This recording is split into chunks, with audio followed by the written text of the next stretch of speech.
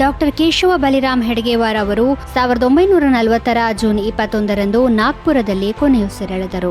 ಹೆಡ್ಗೇವಾರ್ ಅವರು ಭಾರತದ ಸ್ವಾತಂತ್ರ್ಯ ಹೋರಾಟದ ಸಮಯದಲ್ಲಿ ಪ್ರಮುಖ ನಾಯಕರಾಗಿದ್ದರು ಮತ್ತು ಭಾರತೀಯ ಸಮಾಜದಲ್ಲಿ ಏಕತೆ ಮತ್ತು ಸಾಂಸ್ಕೃತಿಕ ಜಾಗೃತಿಯನ್ನು ಉತ್ತೇಜಿಸಲು RSS ಅಂದರೆ ರಾಷ್ಟ್ರೀಯ ಸ್ವಯಂ ಸೇವಕ ಸಂಘವನ್ನು ಸ್ಥಾಪಿಸಿದರು. ಅವರು 1889 ಏಪ್ರಿಲ್ 1ರಂದು ಮಹಾರಾಷ್ಟ್ರದ ನಾಗ್ಪುರದಲ್ಲಿ ಜನಿಸಿದರು. ಹೆಡ್ಗೇವಾರ್ ಬಾಲ್ಯದಿಂದಲೂ ಕ್ರಾಂತಿಕಾರಿ ಪ್ರವೃತ್ತಿಯನ್ನು ಹೊಂದಿದ್ದರು. ಬ್ರಿಟಿಷರ ವಿರುದ್ಧ ಸದಾ ಧ್ವನಿ ಎತ್ತುತ್ತಿದ್ದರು. ಹೆಡ್ಗೇವಾರ್ ಅವರು ತಮ್ಮ ಪ್ರಾಥಮಿಕ ಶಿಕ್ಷಣವನ್ನು ನಾಗ್ಪುರದಲ್ಲಿ ಮುಗಿಸಿದರು. ಬಳಿಕ ಅವರು ಹೆಚ್ಚಿನ ಅಧ್ಯಯನಕ್ಕಾಗಿ ಕೋಲ್ಕತ್ತಾಕ್ಕೆ ಹೋದರು. ಅಲ್ಲಿ 1910ರಲ್ಲಿ ಅವರು ಕ್ರಾಂತಿಕಾರಿ ಸಂಘಟನೆಯಾದ ಅನುಶೀಲನ್ ಸಮಿತಿಯ ಸದಸ್ಯರಾದರು. 1920ರಲ್ಲಿ ಹೆಡ್ಗೇವಾರ್ ಅವರು ನಾಗ್ಪುರ ಕಾಂಗ್ರೆಸ್ ಅಧಿವೇಶನದಲ್ಲಿ ಸಕ್ರಿಯವಾಗಿ ಭಾಗವಹಿಸಿದರು. ನಂತರ ಅವರು ಬ್ರಿಟಿಷ್ ಆಳ್ವಿಕೆಯ ವಿರುದ್ಧ ಅನೇಕ ಸ್ವಾತಂತ್ರ್ಯ ಹೋರಾಟಗಳಲ್ಲಿ ಭಾಗವಹಿಸಿದರು. 1921ರಲ್ಲಿ ಅಸಹಕಾರ ಚಳುವಳಿಯಲ್ಲಿ ಅವರು ಜೈಲು ಸೇರಬೇಕಾಯಿತು. 1925ರಲ್ಲಿ ವಿಜಯದಶಮಿ ದಿನದಂದು ಅವರು RSS ಅನ್ನು ಸ್ಥಾಪಿಸಿದರು.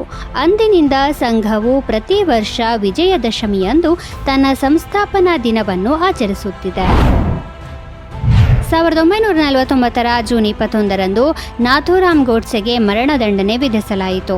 1948 ಜನವರಿ 30ರಂದು ದೆಹಲಿಯ ಬಿರ್ಲಾ ಹೌಸ್ನಲ್ಲಿ ನಡೆದ ಪ್ರಾರ್ಥನಾ ಸಭೆಯಲ್ಲಿ ಗೋಡ್ಸೆ ಗಾಂಧಿಯನ್ನು ಗುಂಡಿಕ್ಕಿ ಕೊಂದ.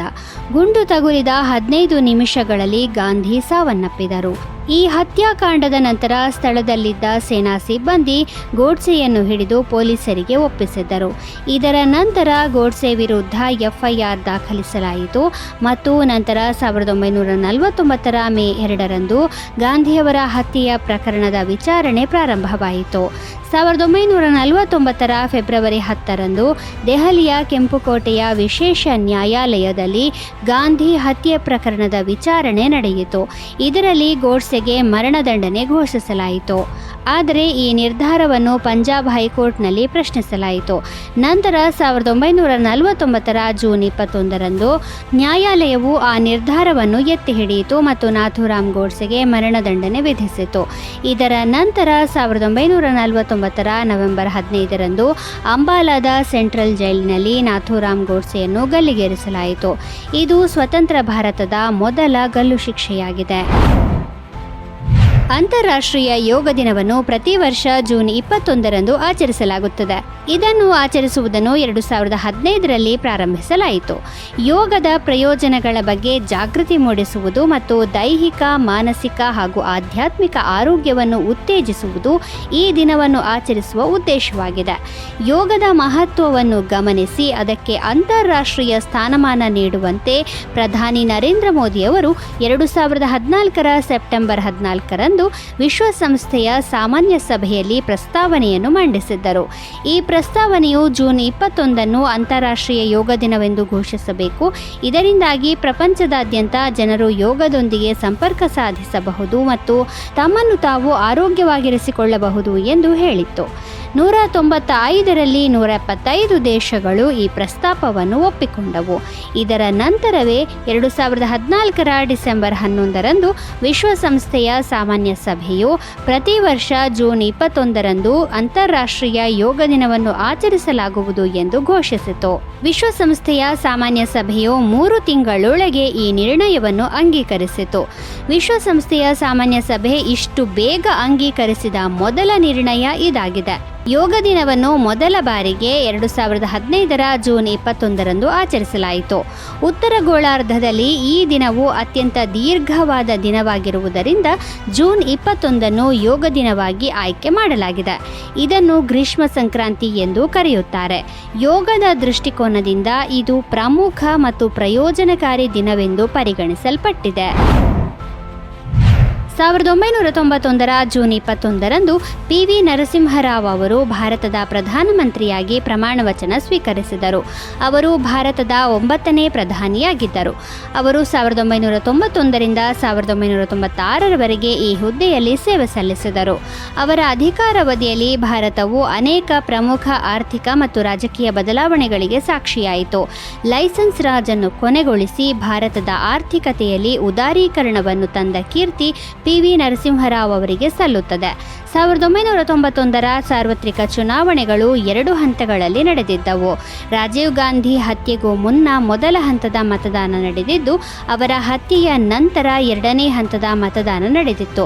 ಕಾಂಗ್ರೆಸ್ ಪಕ್ಷವು ಅನುಕಂಪದ ಮತಗಳನ್ನು ಪಡೆದ ಕಾರಣ ಮೊದಲ ಹಂತಕ್ಕಿಂತ 2ನೇ ಹಂತದಲ್ಲಿ ಕಾಂಗ್ರೆಸ್ ಪಕ್ಷದ ಕಾರ್ಯಕ್ಷಮತೆ ಉತ್ತಮವಾಗಿತ್ತು ಎಂದು ನಂಬಲಾಗಿದೆ. ಆದರೆ ಇಷ್ಟೆಲ್ಲ ಆದರೂ ಕಾಂಗ್ರೆಸ್ ಪಕ್ಷಕ್ಕೆ ಸಂಪೂರ್ಣ ಬಹುಮತ ಸಿಕ್ಕಿರಲಿಲ್ಲ. ಅದು 232 ಸ್ಥಾನಗಳೊಂದಿಗೆ ದೊಡ್ಡ ಪಕ್ಷವಾಗಿ ಹೊರಹೊಮ್ಮಿತ್ತು. ಪಿ.ವಿ. ನರಸಿಂಹರಾವ್ ಪ್ರಧಾನಿಯಾಗಿ 5 ವರ್ಷಗಳ ಅಧಿಕಾರಾವಧಿಯನ್ನು ಪೂರ್ಣಗೊಳಿಸಿದರು. ನೆಹರು ಗಾಂಧಿ ಕುಟುಂಬದವರಲ್ಲದಿದ್ದರೂ ತಮ್ಮ ಅಧಿಕಾರಾವಧಿಯನ್ನು ಪೂರ್ಣಗೊಳಿಸಿದ ದೇಶದ ಮೊದಲ ಪ್ರಧಾನಿ ಅವರು. ಪ್ರಧಾನಿ ಹುದ್ದೆ ತೊರೆದ ನಂತರ ಪಿ.ವಿ. ನರಸಿಂಹರಾವ್ ಅವರು ರಾಜಕೀಯದಲ್ಲಿ ಸಕ್ರಿಯರಾಗಿ ಬರವಣಿಗೆ ಕ್ಷೇತ್ರಕ್ಕೂ ಕೂಡ ಕೊಡುಗೆ ನೀಡಿದ್ದಾರೆ. ಅವರು 2004ರ ಡಿಸೆಂಬರ್ 23ರಂದು ಕೊನೆಯುಸಿರೆಳೆದರು.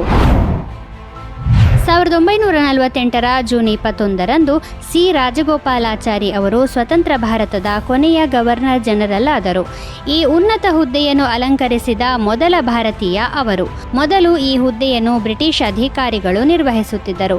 ಸಿ. ರಾಜಗೋಪಾಲಾಚಾರಿ ಅವರು 1950ರ ಜನವರಿ 26ರವರೆಗೆ, ಅಂದರೆ ಭಾರತ ಗಣರಾಜ್ಯವಾಗುವಲ್ಲಿಯವರೆಗೆ ಮತ್ತು ಡಾಕ್ಟರ್ ರಾಜೇಂದ್ರ ಪ್ರಸಾದ್ ಮೊದಲ ರಾಷ್ಟ್ರಪತಿಯಾಗಿ ಪ್ರಮಾಣವಚನ ಸ್ವೀಕರಿಸುವವರೆಗೆ ಈ ಹುದ್ದೆಯಲ್ಲಿದ್ದರು. ಇದಾದ ನಂತರ ಗವರ್ನರ್ ಜನರಲ್ ಹುದ್ದೆ ಕೊನೆಗೊಂಡಿತು. ಹೀಗೆ ರಾಜಗೋಪಾಲಾಚಾರಿ ಈ ಸ್ಥಾನವನ್ನು ಅಲಂಕರಿಸಿದ ಮೊದಲ ಮತ್ತು ಕೊನೆಯ ಭಾರತೀಯ. ಸಿ. ರಾಜಗೋಪಾಲಾಚಾರಿ ಅವರನ್ನು ಸಿ. ರಾಜಾಜಿ ಎಂದೂ ಕರೆಯುತ್ತಾರೆ. ಗವರ್ನರ್ ಜನರಲ್ ಹುದ್ದೆಯನ್ನು ತೊರೆದ ನಂತರ ರಾಜಾಜಿ ಸಕ್ರಿಯ ರಾಜಕೀಯದಲ್ಲಿ ಭಾಗವಹಿಸಿದರು. ಅವರು ಸ್ವತಂತ್ರ ಪಕ್ಷವನ್ನು ಸ್ಥಾಪಿಸಿದರು. ಅದು ಉದಾರವಾದಿ ಪಕ್ಷವಾಗಿತ್ತು. ಸಿ. ರಾಜಗೋಪಾಲಾಚಾರಿ ಅವರು ಮದ್ರಾಸ್ ಪ್ರೆಸಿಡೆನ್ಸಿಯ ಪ್ರಧಾನಮಂತ್ರಿಯಾಗಿ, ಪಶ್ಚಿಮ ಬಂಗಾಳದ ರಾಜ್ಯಪಾಲರಾಗಿ, ಭಾರತೀಯ ಒಕ್ಕೂಟದ ಗೃಹ ವ್ಯವಹಾರಗಳ ಸಚಿವರಾಗಿ ಮತ್ತು ಮದ್ರಾಸ್ ರಾಜ್ಯದ ಮುಖ್ಯಮಂತ್ರಿಯಾಗಿಯೂ ಸೇವೆ ಸಲ್ಲಿಸಿದ್ದಾರೆ. ಇದಲ್ಲದೆ ಅವರು ಪ್ರಸಿದ್ಧ ಲೇಖಕರು ಮತ್ತು ಅನುವಾದಕರೂ ಆಗಿದ್ದರು. ಅವರು ರಾಮಾಯಣದ ತಮಿಳು ಅನುವಾದವನ್ನು ಬರೆದಿದ್ದಾರೆ ಎಂದು ಹೇಳಲಾಗುತ್ತದೆ. ನಂತರ ಅದನ್ನು ಚಕ್ರವರ್ತಿ ತಿರುಮಗನ್ ಎಂದು ಪ್ರಕಟಿಸಲಾಯಿತು. ಈ ಪುಸ್ತಕವು 1958ರಲ್ಲಿ ತಮಿಳು ಭಾಷೆಯಲ್ಲಿ ಸಾಹಿತ್ಯ ಅಕಾಡೆಮಿ ಪ್ರಶಸ್ತಿಯನ್ನು ಗಳಿಸಿತು. ಸಿ. ರಾಜಗೋಪಾಲಾಚಾರಿ ಅವರು 1972ರ ಡಿಸೆಂಬರ್ನಲ್ಲಿ ಕೊನೆಯುಸಿರೆಳೆದರು.